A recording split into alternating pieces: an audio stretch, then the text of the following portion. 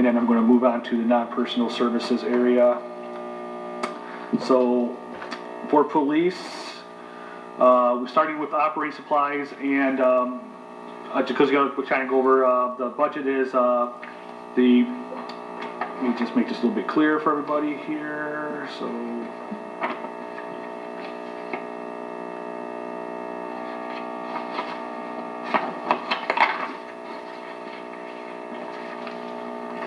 that's not going to do it either.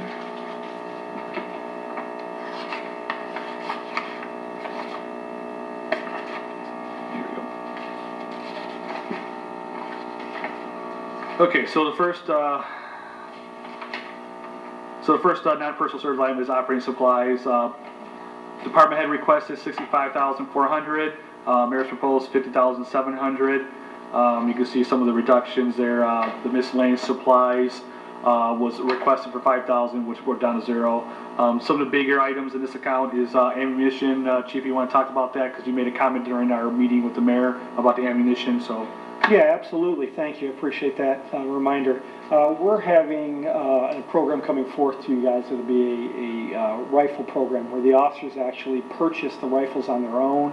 The city fronts the money up, and then the officers pay back the city over a 12-month period. Well, because we're going to have every officer with a rifle now, at zero cost to the city, mind you, there is a cost for training them and the ammunition to equip them. So that is the additional ammunition costs that really bumped things up for us this year. Again, we thought there's a trade-off. You get all those patrol rifles out there on the road for everyone at no cost to the city. In returns, there would be a cost on the training and the ammunition. So,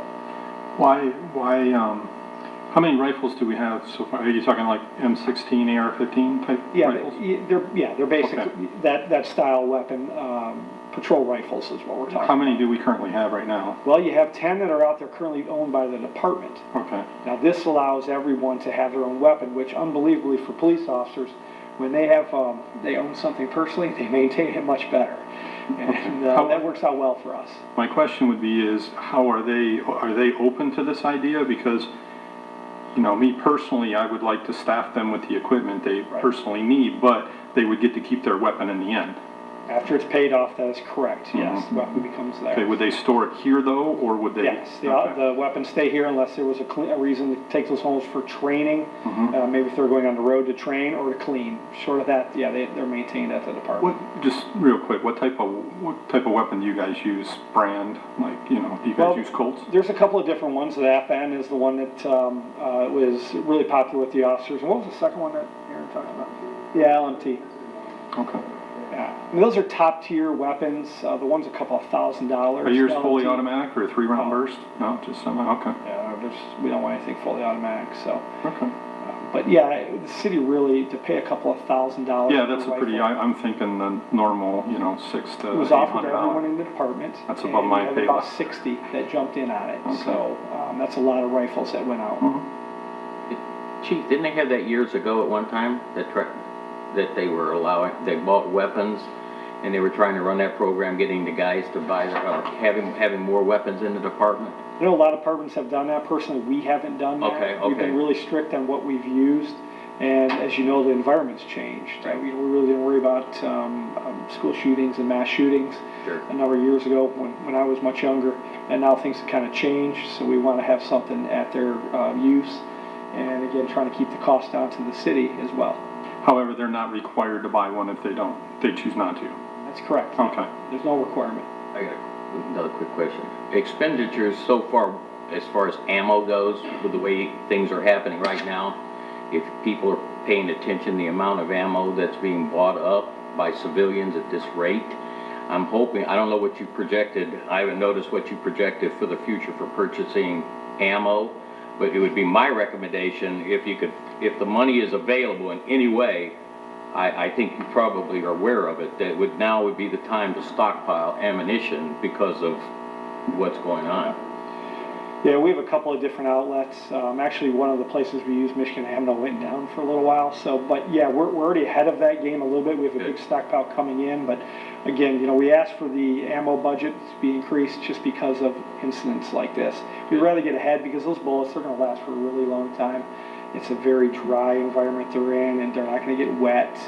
So there's no one really messing with that area, so it's safe, and it'll be fine. So no other questions. Another larger item in that account for operating supplies is the cost for prisoner food at the jail, $18,000 of the $50,000 budget. So moving on, so the next one is uniforms, just some detailed uniforms, really just uniforms for the newer officers, $20,000 budget, and then vests and other items, badges in there. Also uniforms for auxiliary police, $6,000, and and uniforms for PSOs at $3,000 budgeted. Other items in there is contractual services for $83,000, and $65,000 of that contractual services the DCC dues, and then $16,000 for Enable Point, which is the cost for the false alarm collections. So that's what makes up that contractual services. Regular, and then you have contractual services for IT, budget at $130,000. So the big ones there obviously is the CLEMIS, which is the public safety system from Oakland County. And Chief, stop me if you want to make some comments. I'm just kind of go over the high ticket items here. Also Code Red, and then the cost for Motorola for the radios. Are some of the bigger ticket items in those IT contractual services. Any discussion on those at all? Or? Some of them are incredibly vital. Obviously, our Code Red, if you guys aren't familiar with that, we just type a message out, send it out. We can blast it out to whatever area we want. Entire city, small neighborhoods, we can do whatever we want with that. We can use it for many, many things. So the Code Red's a great expense for us. Again, some of these things, Clemens, our hands are tied. We can't do anything with that. IT supplies, the Motorola radios. We're changing up some of our our detective bureau vehicles. We need a couple radios there as well as some prep radios. We're pretty much at the minimum amount of prep radios. We don't have any backup right now. I think we may have 3, so we wanted to bump up that number as well. I have a quick question for you, Jason. Did you have a question? I thought. Just a quick question. The budgeted money for the officers that can be hired, that money's set aside, correct?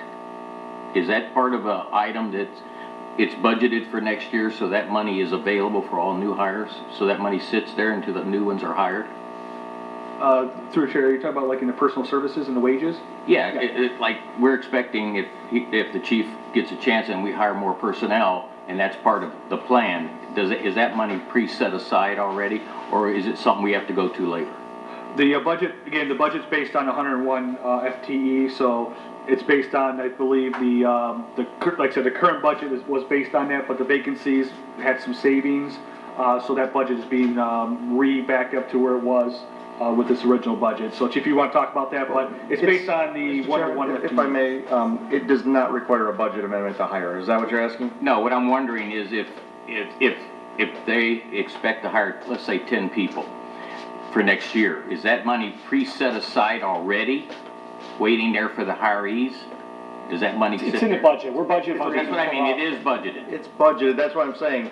Yes. It does not require a budget amendment for them to hire those I individuals. got you. So that means if things got bad and we didn't hire 10 personnel this year, what happens to that money? Is it carried on to the next year through the police department, and hopefully for hiring those personnel? It's actually already reflected in the budget amendment for fiscal year 20. Okay. Let me just bring that up one more time. As you can see, I got up on the screen, but on one of the documents is that we show a reduction here of approximately $670,000 in the wages, the personal services area, which goes back up at $906,000 next year because of the COPS grant. People go up into the regular services, but essentially you're taking those vacancies, taking it out for this year because of the vacancies, and then add them to next year's budget to go back and fill those vacancies. Okay. That's how the budget is presented. All right.